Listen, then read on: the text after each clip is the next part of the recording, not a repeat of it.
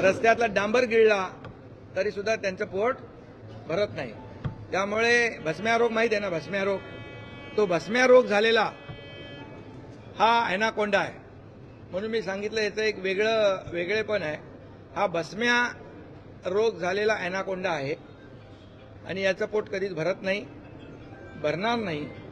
पण मुंबईकरांना हे कळलेलं आहे की मुंबई लुटण्याचं काम, गिळण्याचं काम, तिजोरी साफ करण्याचं काम ज्या लोकांनी केलेलं आहे, अगदी कोविडमधली खिचडी चोरण्याचं काम, डेड बॉडी बॅगमध्ये पैसे खाण्याचं काम, डांबरामध्ये पैसे खाण्याचं काम, मिठीच्या गाळामध्ये पैसे खाण्याचं काम ज्यांनी केलं त्यांना या निवडणुकीमध्ये मुंबईकर माफ करणार नाहीत।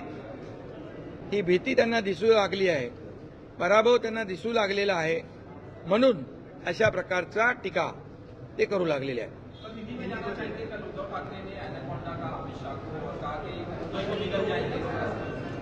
मैं ये कहूंगा, कल अमित शाह जी आए थे और मुंबई के जो भूमिपुत्र कोली लोग हैं, जो मच्छीमार है, उनको 2 बोट उन्होंने दी डीप सी में फिशिंग करने के लिए संस्थाओं को, और ऐसे कई बोट्स केंद्र सरकार के माध्यम से दी जाने वाली है। ये देने के लिए आए थे। प्रधानमंत्री जी भी कल आने वाले हैं, उन्होंने भी मुंबई को अनेक विकास प्रकल्प के लिए पैसे दिए हैं। और ये एनाकोंडा का बात करेंगे तो एनाकोंडा जो बोलने वाले खुद ही है, ये मुंबई की तिजोरी को लपेट के बैठे थे और इतनी मजबूती से बैठे थे कि एनाकोंडा का एक विशेषता ये है कि इनका ये एनाकोंडा को पेट ही नहीं भरता है। इन्होंने मुंबई की तिजोरी को निगल गए, मुंबई निगल गए, कई भूखंड निगल गए, पेशेंट की खिचड़ी निगल गए, डेड बॉडी बैग में पैसे खाए, डामर में पैसे खाए, यहाँ पर मिठी रिवर के जो कचरा है वो भी निगल गए। आखिर इनका पेट ही नहीं भरता है। ऐसा ही एनाकोंडा है। और इसलिए अभी मुंबई का चुनाव है, चुनाव के दरमियान ये हमेशा एक घिसी पिटी कैसेट उनकी चलती है, ये उसी का पार्ट है। और मैं ये कहूंगा, उपमुख्यमंत्री एकनाथ शिंदे बोलत होते, निवडणूक आली की मुंबई विकली असं ओरड केली जाते। उद्धव ठाकरेंनी नवीन स्क्रिप्ट रायटर शोधावा अशी टीका उपमुख्यमंत्री एकनाथ शिंदे यांनी केली आहे। तर 25 वर्षांपासून मुंबईला अनाकोंडाचा विळखा असल्याचं प्रत्युत्तर एकनाथ शिंदे यांनी दिलेलं आहे। उद्धव ठाकरे भस्म्या रोग झालेला अनाकोंडा असल्याचं एकनाथ शिंदे म्हटलेत।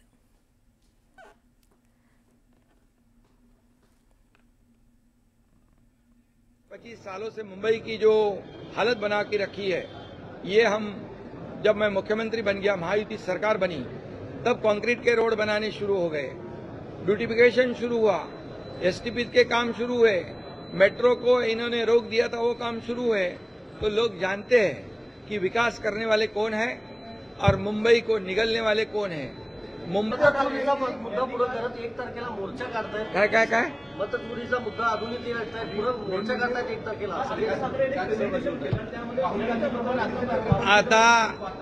आता मी एकच सांगतो, जे आतापर्यंत मुंबई महापालिकेच्या कॉन्ट्रॅक्टरच्या याद्या मोजत होते, आता ते मतदार याद्या मोजू लागलेत। हा फरक आहे, लक्षात घ्या। आणि म्हणून त्यांचा पराभव त्यांना समोर दिसतोय आणि म्हणून अशा प्रकारचे आरोप ते करतायत। मी आपल्याला एवढंच सांगतो, निवडणूक आयोगावर, लोकसभेला त्यांनी आरोप केले का? ईव्हीएमवर आरोप केले का? मतदार यादीवर आरोप केले का? का नाही केले? कारण लोकसभेमध्ये त्यांना जास्ती मतं मिळाली, त्यांचे जास्त खासदार निवडून आले। मग झालेल्या विधानसभेच्या निवडणुकांमध्ये जेव्हा महायुतीला यश मिळालं, तेव्हा पोटदुखी सुरू झाली, मळमळ सुरू झाली आणि म्हणून त्यांचा पराभव त्यांना समोर दिसू लागलेला आहे। आता आम्ही महायुती निवडणुकीच्या कामाला लागलेलो आहोत, पण हे जे बोलतायत ते पराभवाची आपल्या तयारी करू लागलेत। आम्ही निवडणुकीची तयारी करतोय आणि हे पराभवाची तयारी करतायत आणि अशा वैफल्यग्रस्त झाल्यामुळेच अशा प्रकारचे आरोप ते करतात.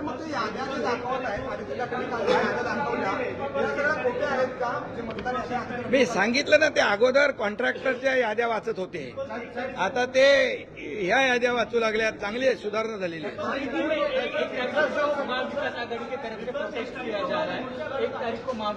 अरे भैया, इनको अभी पता चल गया है कि उनकी हार है, उनका पराजय है. इस लोकल बॉडी इलेक्शन मुंबई सहित सभी चुनाव में महायुति जीतने वाली है. काम के बलबूते पर ये घर बैठे थे, कामों को रोका था, स्थगिति दी हुई थी और उनको पता है उनकी सरकार स्थगिति सरकार थी. हमारी सरकार जो है प्रगति सरकार है और जो काम हमने 2.5-3 सालों में किया है वो तो जनता के सामने है और इसीलिए उनकी हार उनको पता चल चुकी है. इसलिए हम तो चुनाव की तैयारी कर रहे हैं और वो अपने हार की, अपने पराभव की तयारी कर रहे हैं. नमस्कार, सुप्रभात, गुड मॉर्निंग. मी प्राजक्त तांडेल. तुम्ही पाहताय न्यूज 18 लोकमत. सकाळच्या पहिल्या बातमीपत्रामध्ये आपलं सगळ्यांचं स्वागत. बातमीपत्राच्या सुरुवातीला एक मोठी बातमी आहे. मुंबईमध्ये अॅनाकोंडा येऊन गेला. त्या अॅनाकोंडाला मुंबई गिळायचे अशा शब्दात उद्धव ठाकरेंनी केंद्रीय मंत्री अमित शहांवर टीका केली आहे. मुंबईत अमित शहांच्या हस्ते भाजपच्या कार्यालयाचं भूमिपूजन झालं. या संदर्भात बोलताना ठाकरेंनी जोरदार टीका केली आहे. तर उद्धव ठाकरे हे घरात बसलेला अजगर असल्याचं म्हणत मंत्री चंद्रशेखर बावनकुळेंनी पलटवार केला. त्यामुळे आगामी महापालिका निवडणुकीच्या पार्श्वभूमीवर राजकारण तापण्यास सुरुवात झाल्याची चर्चा आहे.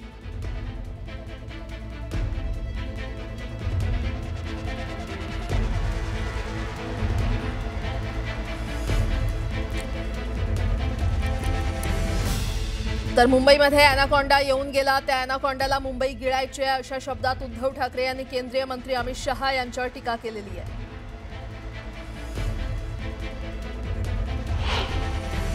अॅनाकोंडा म्हणजे सगळं गिळणारा साप आणि तो आज येऊन गेला, इकडे भूमिपूजन करून गेला. त्यानं मुंबई गिळायची.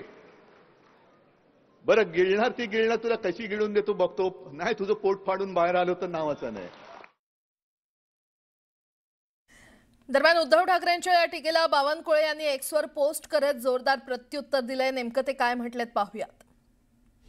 उद्धव ठाकरे हे वैफल्यग्रस्त झाले आहेत. विधानसभा निवडणुकीतील पराभवानंतर दिवसेंदिवस त्यांचं मानसिक संतुलन ढासळत आहे. त्याच मानसिक अवस्थेत आज उद्धव ठाकरेंनी पुन्हा गरळ ओकली. इतरांना अॅनाकोंडा म्हणणाऱ्या उद्धव ठाकरेंनी स्वतः आरशात बघावं. ते फक्त पडून राहतात, दुसऱ्यांच्या मेहनतीवर फुटकार काढतात.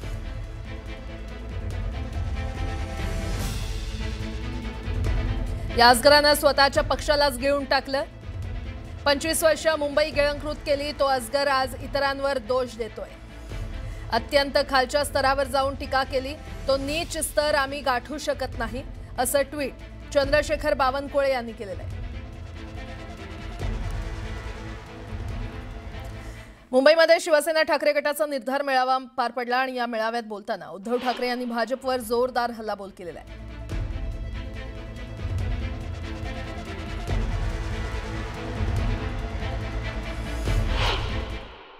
पोलिंग एजंट असे असले पाहिजेत की त्याला ती मतदार यादी फोटोनिशी त्याच्या हातात पाहिजे, जे असते. पण नुसता फोटो बघून नाही तर चेहऱ्यानिशी तो मतदाराला ओळखणाराच माणूस तिकडे पोलिंग एजंट असला पाहिजे. आणि जर का तुम्हाला वाटलं की याच्यामध्ये गडबड आहे, हा बोगस आहे याची खात्री पटली, तर बेलाशेक त्याला थोबडवा, बिंदास फटकवा त्याला. कारण जर का आपण सांगून निवडणूक आयोग दाद देणार नसेल, आयुक्त दाद घेणार नसतील, तर मग लोकशाहीमध्ये आपला अधिकार आहे की बोगस मतदाराला मतदान आम्ही करू देणार नाही. नाही म्हणजे नाही, काय वाटेल ते हो. या दोन व्यापाऱ्यांना जर का असं वाटत असेल की आता 60 वर्ष होऊन गेली, त्यावेळेला जे घडलं ते घडलं, रक्त सांडलं, मराठी माणसांनी बलिदान देऊन मुंबई मिळवली, त्या सांडलेल्या रक्ताची किंमत पैसे मोजून जर हे मुंबई विकत घेऊ पाहत असतील, तर यांना मुंबईमध्येच आडवं करून यांच्या इराद्याचं थडगं सुद्धा आपल्याला इकडेच बांधावं लागेल. हे कसले आत्मनिर्भर पुचाटले एकाचे.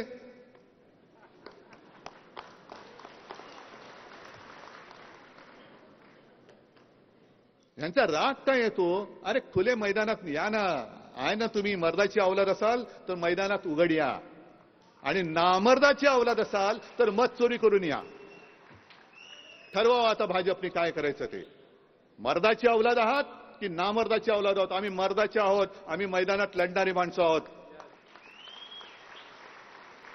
तुम्ही नामर्दाची अवलाद आहात म्हणून तुम्हाला पक्ष फोडावे लागतायत, नेते चोरावे लागतायत, मतं चोरी करावी लागते आहे.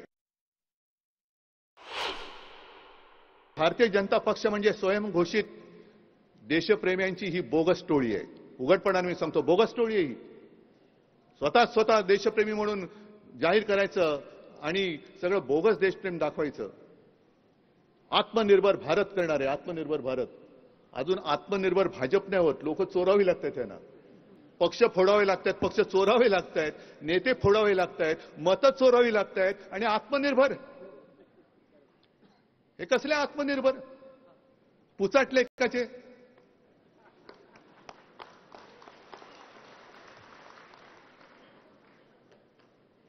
यांचा राग काय येतो. अरे खुले मैदानात या ना. आहे ना तुम्ही मर्दाची अवलाद असाल तर मैदानात उघड या आणि नामर्दाची अवलाद असाल तर मत चोरी करून या. केंद्रीय गृहमंत्री अमित शहांच्या हस्ते मुंबईत भाजप महाराष्ट्र प्रदेश कार्यालयाचं भूमिपूजन पार पडलं आणि यावेळी अमित शहांनी बोलताना राजकारणातील घराणेशाहीवरून विरोधकांवर जोरदार टीका केली. शहांच्या या टीकेचा उद्धव ठाकरे यांनी चांगलाच समाचार घेतला.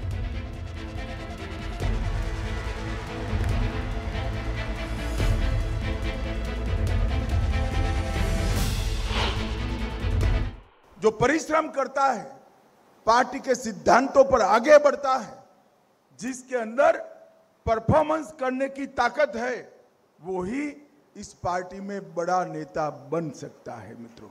और हमने ये सिद्ध कर रख दिया कि परिवारवादी पार्टियों की पॉलिटिक्स इस देश में नहीं चलेगी. भूमिपूजन करायला आलायस ना, कर ना, फोड ना नारळ. डोक्यावर फोडण्याचं दगडावर फोड एकच आहे. पण ते करताना सुद्धा घराण्याशाहीवरती टीका. म्हणजे याचं कार्ट तिकडे क्रिकेट कंट्रोल बोर्डाचे अध्यक्ष झाले ते त्याच्या क्रेडिटने झाले, मेरिटने झाले. आणि घराणेशाही कोणाची? ठाकरेंची. अरे उभा राहून दाखवू समोर. आणि मग त्या अब्दालीला मला सांगायचंय, आम्ही आमच्या आई वडिलांचे ऋण मानणारे घराणेशाहीचे म्हणा किंवा घराण्याच्या परंपरेचे पाईक आहोत, वारसदार आहोत. आता संजय राऊत म्हणाले ना तशी तुमची ब्रह्मचार्याची पिलावळ आमची घराणेशाही नाहीये. लोकसभा निवडणूक ते विधानसभा निवडणूक काळात मतदार याद्यांमध्ये बरेच घोळ झाले असल्याचा दावा आदित्य ठाकरेंनी केलाय. एकट्या वरळी मतदारसंघात 19,333 मतदारांच्या माहिती आणि तपशिलाबद्दल विसंगती असल्याचा दावा आदित्य ठाकरे यांनी केलाय. मतदारांचं आणि वडिलांचं नाव सारखंच, महिला मतदारांच्या पुढे लिंग पुरुष अशी नोंद, मतदाराचं आडनाव मराठी पण त्याच्या वडिलांचं आडनाव गुजराती, असे अनेक घोळ आदित्य ठाकरे यांनी शिवसैनिकांना दाखवले. लोकसभेमध्ये ही व्यक्ती नरहरी कुलकर्णी डिलीटेड होती. का डिलीटेड होती? कारण मृत झाली, डेड झालंय असं त्यांनी सांगितलं. हीच व्यक्ती यांनी पुनर्जन्म घेतला सेम नावानी आणि मतदान केलं येऊन विधानसभेमध्ये. बरं, आम्ही ह्यांच्या घरी गेलो, चेक करायला गेलो. साधारणपणे खरोखर आहेत नाही आहेत काय, कारण हे ई दिसलं की डेड आहे. पण ही मतदार यादी बदललेली आहे, तुम्ही पाहू शकता. आणि इपिक नंबर हा वेगळा झालेला आहे. म्हणजे पुन्हा एकदा ह्यांचं कोणीतरी रजिस्ट्रेशन नव्याने केलेलं आहे. जेव्हा यादी आपण पाहतो, असे आपल्याला वरळी मतदारसंघांमध्ये 502 मतदार सापडलेले आहेत.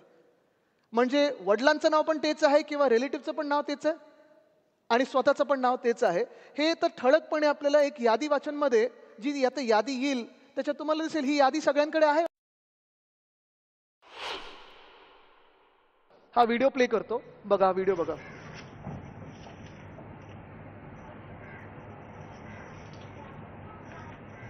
लाईट बिल आहे बघा ते. ठीक आहे, व्हिडिओ पाहिला सगळ्यांनी? किती लोक राहू शकतात त्याच्यात?